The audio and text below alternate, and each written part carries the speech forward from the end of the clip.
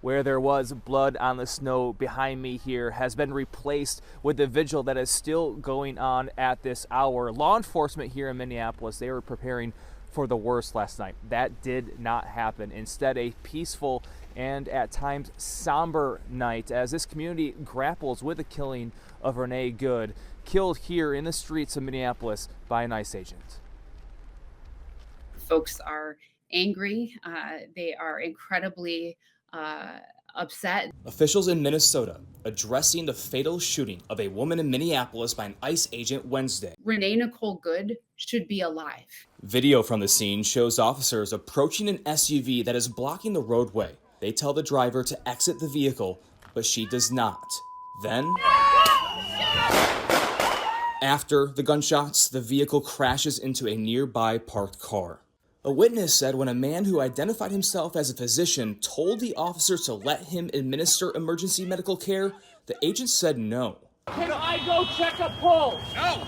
Back up! Now! I'm a physician! I don't care! We have our own medics. Where are they? Where are they? It was very obvious to everyone who had witnessed it all that she would not make it. Homeland Security Secretary Kristi Noem defended the agent's actions, saying he was following his training. ICE agents repeatedly ordered her to get out of the car. She refused to obey their commands. She then proceeded to weaponize her vehicle, and she attempted to run a law enforcement officer over. State and local officials, including the city's mayor, reject that. The narrative that ICE is spinning immediately after this was that this was purely self-defense and that the act by the victim was some sort of domestic terrorism. That, and I'll say it again, is. And Mayor Frey is urging people here to exercise their First Amendment right and protest, but do so peacefully. Meanwhile, the Minnesota Bureau of Criminal Apprehension and the FBI are investigating this shooting. In Minneapolis, Brian Abel reporting.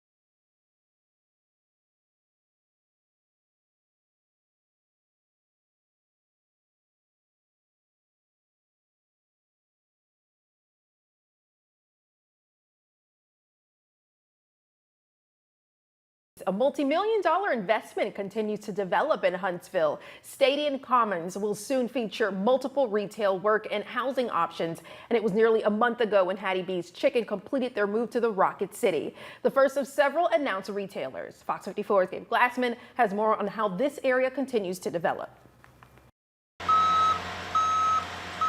Construction continues for Stadium Commons, a development near Wicks Family Field, which has been built over the last couple of years. Not just because of the stadium and the investment that the city has put into this area in John Hunt Park, but the fact there's 125,000 cars a day that go in front of Stadium Commons. So it's an easy access point for a lot of our residents of Huntsville to be able to get to. While Hattie B's was the first business to open their doors, other retailers are coming. That includes VSL Nail Spa and Free People Movement. Getting those first few brands that are here is sometimes the hardest thing, but as these brands open and they become successful in the public, other people want to be around them. This area of Huntsville continues to be developed into 2026, but residents we talk to are excited about the growth that comes with it. Love to see Huntsville growing. More people are coming here, like more jobs, opportunities, more stuff. We moved here in 2019, and even in that span of time, it just seems like almost frenetic development. I mean, it's a good thing. It's growth. It's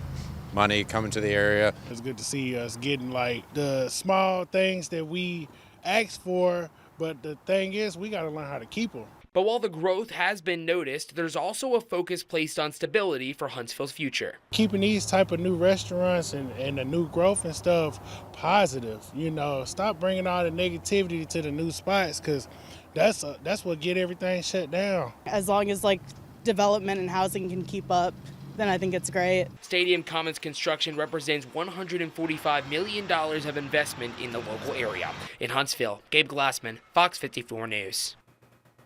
The development is projected to generate around $32.5 million in tax revenue and provide a $22 million net return on investment over the next decade. Now, the Tennessee Valley's certified most accurate forecast from the Fox 54 Weather Impact Team. And a very good Thursday morning to you. I'm Fox 54 Weather Impact Chief Meteorologist Jordan Dressman. Another incredibly warm morning across the Tennessee Valley. Also bear in mind that we could still be talking about a little bit of patchy dense fog as we head out the door this morning. I don't think it's going to be as bad as it was yesterday morning, but understand that a little bit of fog is going to be possible. So maybe allow yourself a couple of extra minutes as you head out the door. 55 degrees at 7 a.m., 57 at 8, 60 by 9, 63 by the time we get to 10 o'clock in the morning. I was putting this into a little bit of perspective yesterday. I'm going to put it into perspective again today. It is really important to understand that the average high temperature in early January is right around 51 or 52 degrees. That is the average high temperature, where we should be at the warmest part of the day. We're talking about 55 degrees at 7 o'clock this morning, already into the lower 60s by 9, low and mid 60s as we head into the later part of the morning. From there, temperatures continue to climb. We're going to consistently climb into the upper 60s and lower 70s this afternoon. Yesterday, I believe our friends over in Northwest Alabama were the only ones to see 70 degrees, but it's going to be more of a consistent feature today. At the same time, a couple of isolated showers certainly can't be ruled out. I do think the vast majority of us are going to be dry, but understand that a little bit of light rain is going to be in the forecast. We maintain the warmth as we head into the evening. We're also going to maintain a cloudy sky. I don't think we're going to get the same amount of sunshine today that some of us got to enjoy yesterday. 67 at 7, 66 by 8, 65 degrees by the time we get to 9 p.m. And then from there, we stick with the lower 60s as we head into the overnight, early into your Friday morning. During this time period, we're also going to get some pockets of heavier rain to begin to develop across North Alabama, southern Middle Tennessee. Once we get to your Friday, temperature is going to be climbing into the mid and upper 60s, but the warmth on Friday is going to be the last thing we're actually going to be focusing on for the final day of the work week. Friday is going to be a Fox 54 Weather Impact Alert Day. Let's talk about the next couple of days. Thursday today looks mostly dry and still warm. Like I was just telling you, a couple of isolated showers are going to be possible on Thursday. Most of us are going to be dry. Still warm. Friday is going to bring several rounds of heavy rain. Now, once those rounds of heavy rain begin to build into the Tennessee Valley, they're not going anywhere until early or the middle part of even Saturday morning.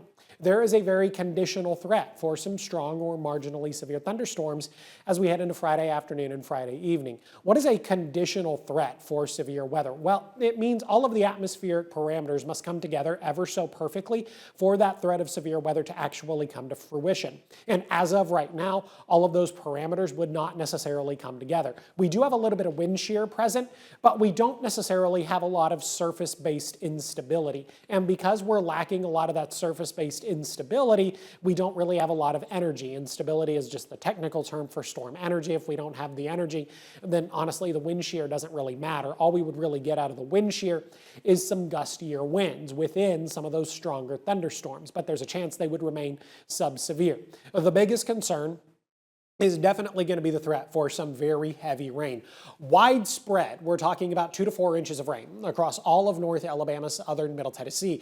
But then locally, we are talking about significantly more, 3 to 5 inches of rain. And then when you get right down to an extremely local level, we could be looking at 5 or even 5.5 inches of rain between Friday morning and Saturday morning. These rainfall totals are through 12 noon on Saturday. Now, typically we get 5 inches of rain in the month of January. That's about average, but we don't typically get it over the course of about 16 to 20 hours, which is when that rain is going to fall. Now, this is going to create problems across the Tennessee Valley if these rainfall totals actually hold and don't change too terribly much. We're going to have a lot of widespread flash flooding develop. So let's talk about the overall storm threats. I mentioned the conditional threat for severe weather. Obviously, the biggest concern is going to be the threat for heavy rain, which is going to lead to flash flooding. We were just talking about that. Not much of a concern concern for hail. We could get some stronger wind gusts to develop across the Tennessee Valley. Overall, I think the threat for severe wind gusts is going to be quite low. Now, if the threat for severe weather were to actually come to fruition, there is a low non-zero threat of an isolated tornado. It would be the brief spin-up variety. If one were to actually touch down, it would be on the ground for maybe 2 or 3 minutes. Here's Futurecast as we head into the lunch hour on Friday. Now understand that rain is going to be possible during the Friday morning commute. It's going to continue as we head into the afternoon. Not too terribly widespread through the front half of the day. As we head into the back half of the day, that's when the real widespread rain and the stronger thunderstorms are going to be possible across the Tennessee Valley. 5, 6, 7 o'clock in the evening, yes, going to have an impact on the Friday evening commute. We are talking about some of that incredibly heavy rain across all of North Alabama, southern Middle Tennessee. At the same time, there could be a couple of embedded thunderstorms as well. When this activity really begins to move in through the later part of the afternoon, early into the evening, it's going to stick with us. 8, 9, 10, 11 o'clock at night, it's just going to be this deluge of constant, very heavy rain. And then the potential is there for some stronger thunderstorms. Overall, the strong and severe thunderstorm threat is not only limited by the lack of instability, but it's also limited by the fact that we are just simply going to get a lot of rain. That is going to continue through the first part of the morning on Saturday. 8, 9 o'clock in the morning, now we're beginning to dry out. From there, it looks like we're going to stay dry through Saturday afternoon, Saturday evening. We begin to lose some of the cloud cover through the overnight, early into Saturday morning, Sunday morning. And then as we head into Sunday afternoon, it looks like we're going to get to enjoy plenty of sunshine. We are, however, going to be cooler. 70 degrees on Thursday, a pair of 67s Friday, Saturday. Friday is our Fox 54 weather impact alert day. 42 on Sunday, 45 Monday, 52 on Tuesday. Plenty of sunshine Sunday, Monday, and Tuesday. It's just going to be more seasonal in the temperature department. 50 degrees and other opportunities for rain by the time we get to next Wednesday. Stick around to Fox 54 Plus. Got more weather and traffic updates coming up.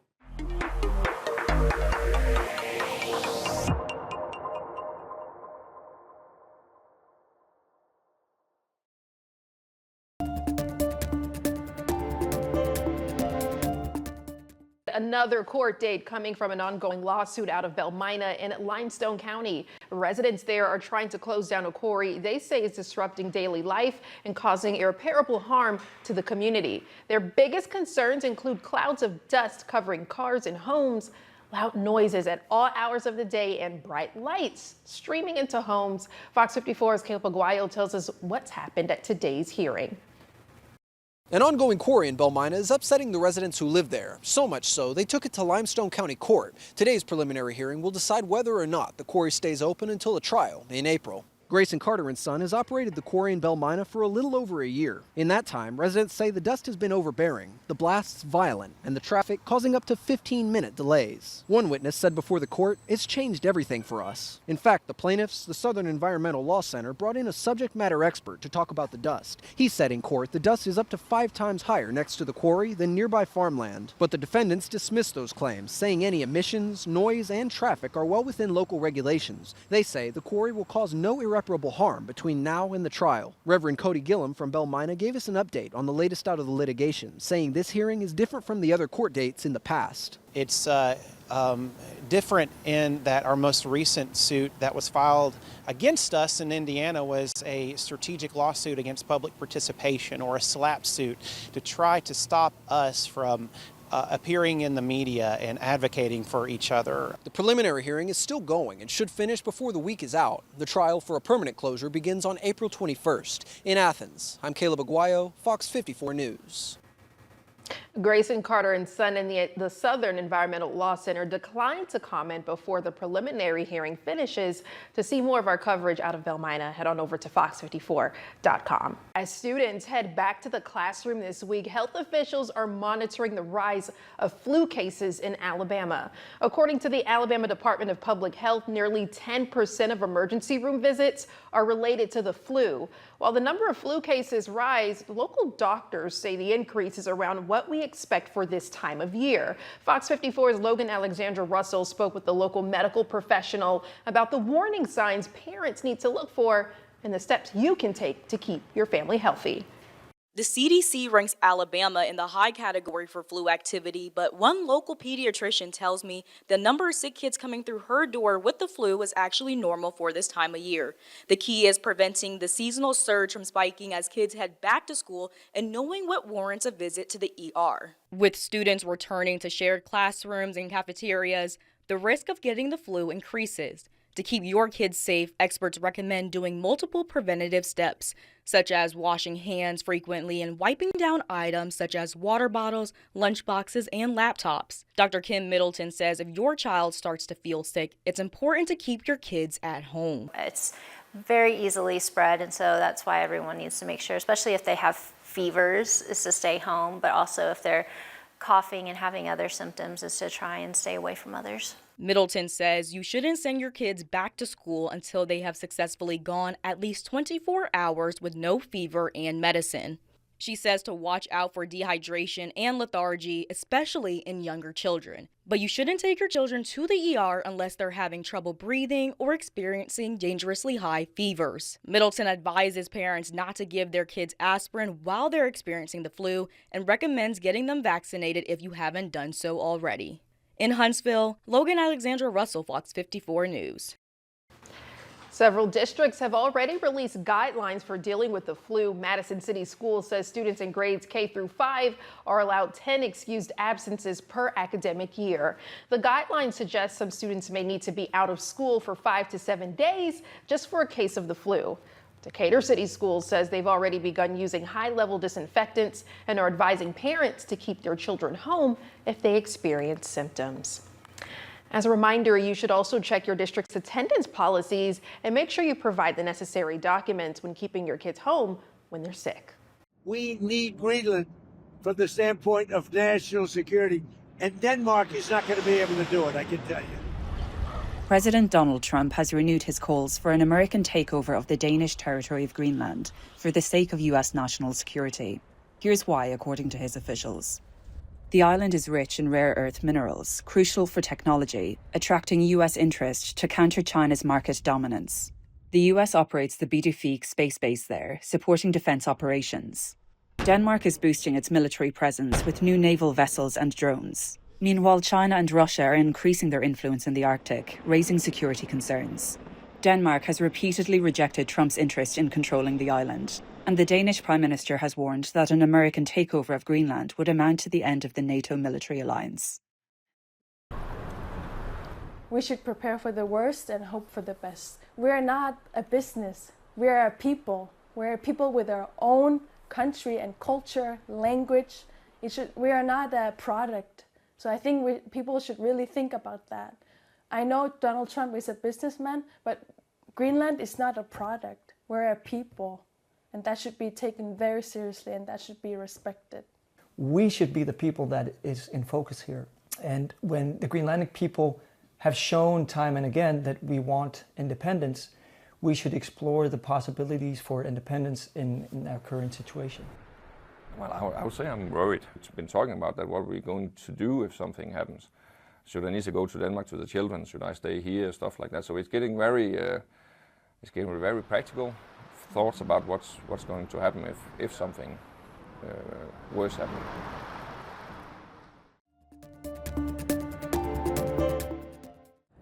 It's the World's Fair of Technology and Gadgets, the Consumer Electronics Show in Las Vegas. The whole idea is to see the latest technology that will be available to change and enhance our lives. The more than 2.6 million square foot exhibit space is like a giant time machine into the not-so-distant future. Allison Freed with CES says this year artificial intelligence is taking tech to a new level. AI is completely changing global economies, essentially. The multi-day event brings together some of the smartest tech minds from more than 4,000 companies. Sorry, it's not open to the public. So let's take a look at some of the products promising to make life easier for us. Like Deslock's Smart Lock. No need to enter your home with a key. This solar-powered gadget reads your face. If you're not at home and you have a parent, a friend, a kid who needs to get in, you can upload their picture, make sure that they are an approved user to come into your house. This smart lock costs about $300. Check out this robotic lawnmower from Dream that can give you real-time feedback on your lawn. Sticker price about $3,000. Tired of watering your lawn with a hose? Check out Aper's smart irrigation system. It tailors care to every plant in your garden. It will cost you around $580. Love to grill? Several companies are rolling out smart grills that can perfect your meat. No more burnt burgers. And how about this? LG's Cloyd, the robot that will take over household tasks like cooking and laundry. Many of these products will be available to buy this year. For Consumer Watch, I'm Jen Sullivan.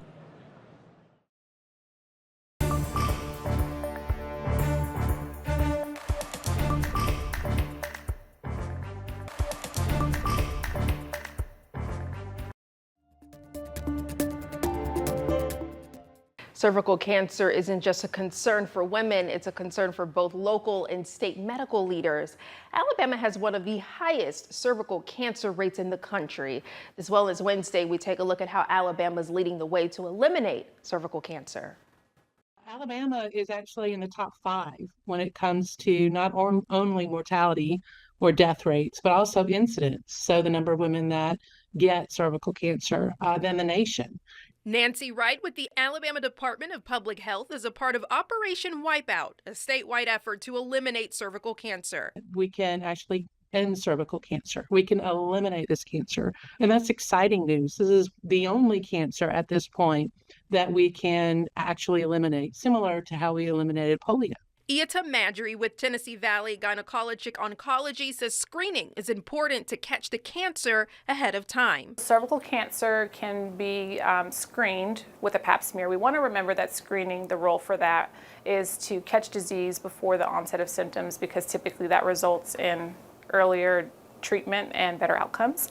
But a pap smear and HPV testing looks at the health of the cervical cells, along with if there's a presence of the human papilloma virus. And when it comes to HPV, Wright tells Fox 54 that immunization against the virus plays an important role in the fight. HPV is actually what causes nearly all cervical cancers. And that virus, we now have an immunization for. So if women were to get the HPV vaccination beginning at age 9, all the way up really until 25, but ultimately up to 45, before they are exposed to that virus, then they would not get cervical cancer. Madry also says if an anomaly is found during testing, it's important to follow up with a doctor. When we have problems, we should schedule problem appointments. At those visits, we want to be very clear and descriptive of our symptoms, ask direct questions. If we have issues with anxiety or maybe potential with difficulty remembering things, making notes or bringing a support person to an appointment would be helpful. And for parents, Wright adds that the HPV vaccination is good, not just for girls, but for boys too. HPV doesn't just cause cervical cancer. That's the only cancer we can eliminate. But it also causes more than 60%, it's closer to 70% of head and neck cancers, which primarily affect men. If you want to learn more, you can check out From the Experts on Fox 54 Plus. Download on your TV, watch for free. My child comes from a whole line of revolutionaries. One battle after another has received a record-breaking 7 nominations for the Screen Actors Guild Actor Awards, 5 for individual actors, plus Outstanding Cast and Stunt Ensemble. Sinners was close behind with 5 nominations. The Actors Awards stream live on Netflix March 1st. Woman's died, but right now we can't give you any more than that. That's all we got. Thank you. Detective Harper, is it true you knew her? Jeez, what was with that reporter? It's my wife. Tessa Thompson and John Bernthal star in His and Hers as estranged spouses, one a reporter, the other a detective, both searching for answers and suspicious of each other after a murder in her hometown. The limited series His and Hers premieres today on Netflix. In Hollywood, I'm David Daniel.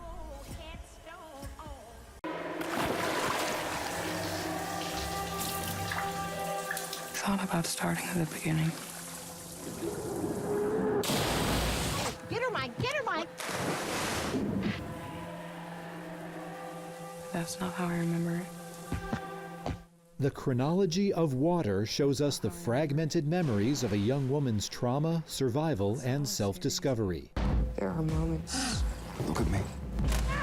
Between years. Look at me. That surface with great force. Director and screenwriter Kristen Stewart spent years turning Lydia Yuknevich's memoir into a film. Ultimately, I think the smartest thing that I could have done for myself is to hire the very best actor that exists on the face of the planet, and that is Imogen Poots. It's in your hands. We guided each other. I mean, I was just sort of like racing to kind of keep up with her. The cast had high praise for Stewart. She just rolled right over me with her knowledge and her soul and her heart. It was a bit magical.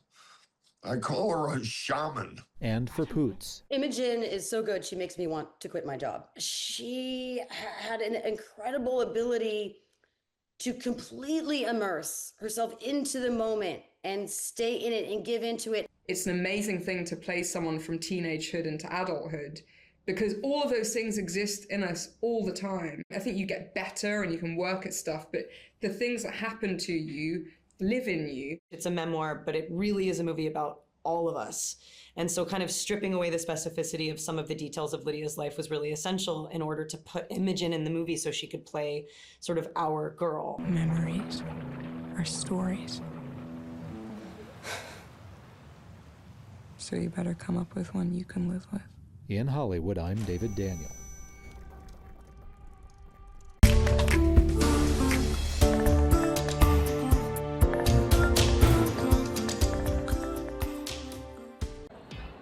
We're covering CES, the annual technology trade show in Las Vegas, and we're checking out some of the booths and the exhibits. Here's a rundown of some of the things we saw that caught our eye. Baloney is the emotional companion cyber pet. Because of fur allergy, many people is unable to have a real pet, and so actually we see this market.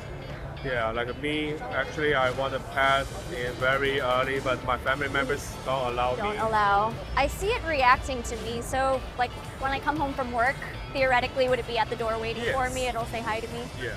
Nowadays we create a new brand to make the 3D finished products, and we start the first product with the shoes. Because you know people wear the shoes every day, but they didn't try the 3D printed ones, right? And once you try it on, you will feel this totally different with the regular shoes. I don't know how I feel about having soles that like vent to the ground, but it's pretty comfortable. This is a product called EV1, stands for everyday vehicle. It's a new category of smart everyday vehicle, kind of personal transport.